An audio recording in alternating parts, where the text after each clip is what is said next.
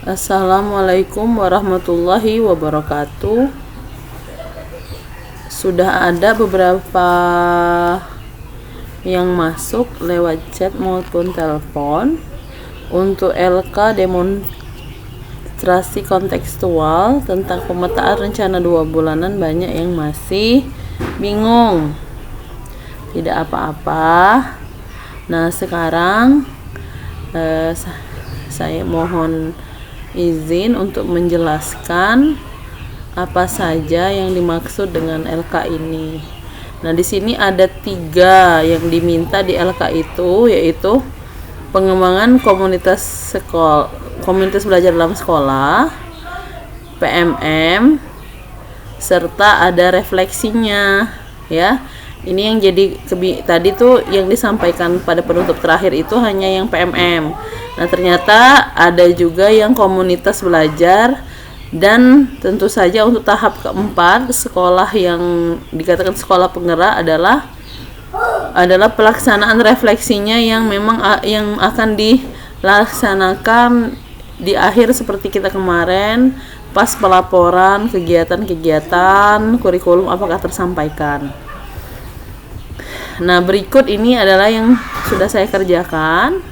Nah, dalam komunitas belajar itu sendiri, karena waktu itu saya sebagai ketua waktu mengisi ini, jadi ada hal-hal yang saya ingin targetkan dan tujuankan untuk membesarkan komunitas yang sudah saya bentuk. Nah, kalau seandainya rekan-rekan itu sebagai anggota, apa yang mau jadikan tujuan?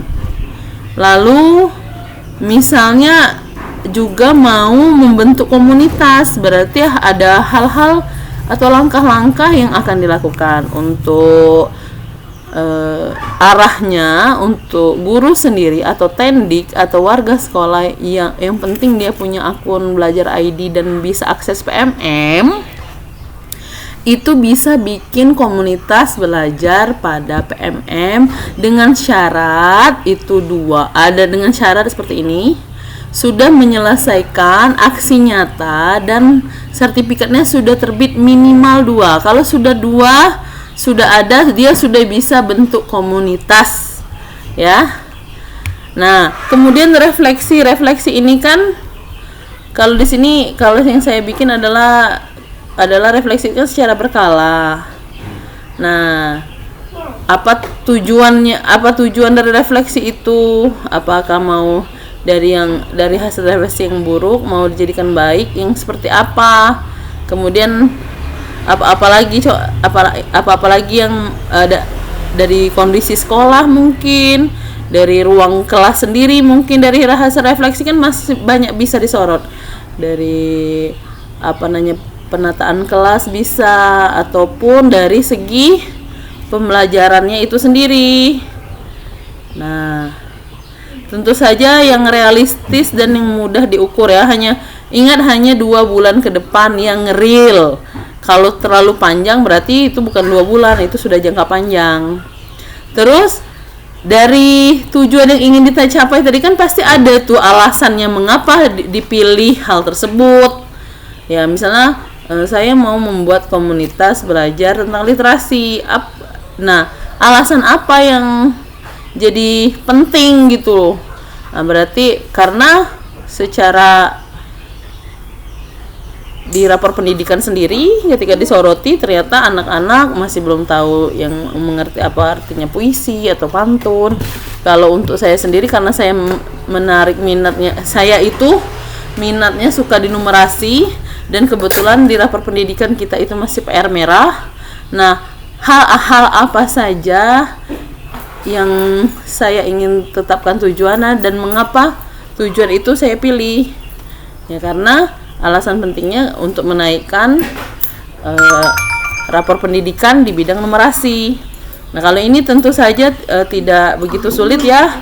Aktor siapa saja yang terlibat, tentu saja kita tidak bisa hanya sendiri, pasti melibatkan banyak pihak, baik BGP, kepala sekolah kita sebagai pimpinan, pengawas pembina kita sebagai coach kita, lalu ada rekan-rekan komite pembelajaran atau rekan-rekan guru penggerak lainnya mungkin di sekolah lain. Lalu lokasi-lokasinya itu jika memungkinkan kita tulis di sini, kalau tidak memungkinkan kita bikin aja. Tidak memungkinkan untuk di luar jaringan, mungkin di dalam jaringan lewat webinar misalnya. Kemudian apa kira-kira hambatannya dari permasalahan tersebut? Bisa saja yang menjadi berangkat dari masalah tersebut ya. Apa yang prasyarat atau hambatan apa yang menjadi permasalahan dalam waktu untuk memproses pelaksanaan tersebut? Apa saja masalahnya kira-kira yang akan timbul? Itu saja mungkin dari saya.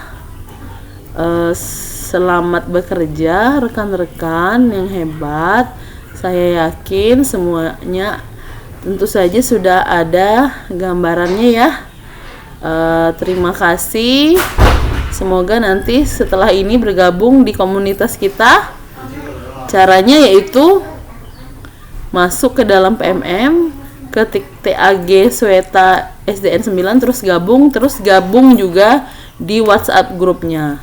Terima kasih, itulah sekian dari saya. Assalamualaikum warahmatullahi wabarakatuh.